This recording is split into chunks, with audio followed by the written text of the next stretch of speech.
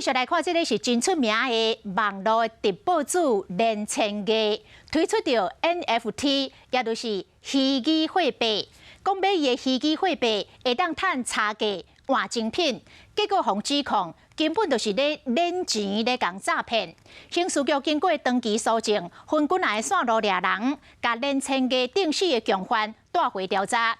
警方发现，这个连千家讲会当兑换的名表炫招，竟然拢是仿的，拢是假的。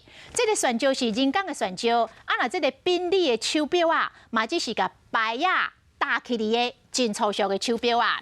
警方是用洗钱诈欺罪，甲移送地检署，嘛交保咯，以20万来交保。有名的网络直播主连千家4个人涉嫌洗钱诈骗，昨暝扣刑事局警察移送新北地检署侦办。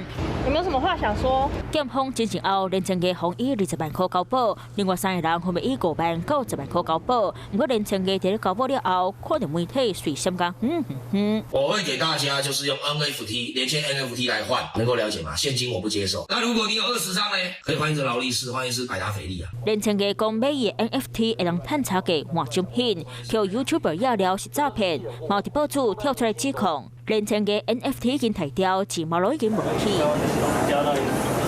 警察接到受害者报案，做专案小组来调查。昨暝拢去新北市罗州一段所在，掠连千家等等4个人。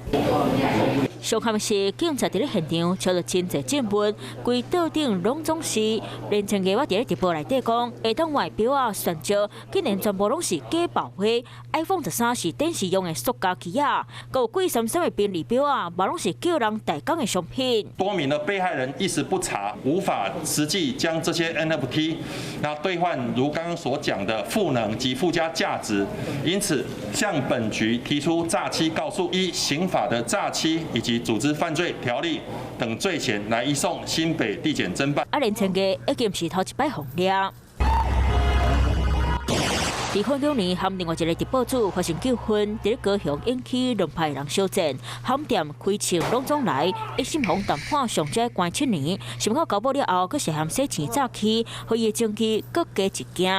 Hello， 大家好，我是乃瑜，要教给大家2个任务。第一个，华视新闻的脸书专页，你按赞了吗？还有华视新闻的 YouTube 频道，赶紧订阅起来，还要记得按赞，开启小铃铛哦。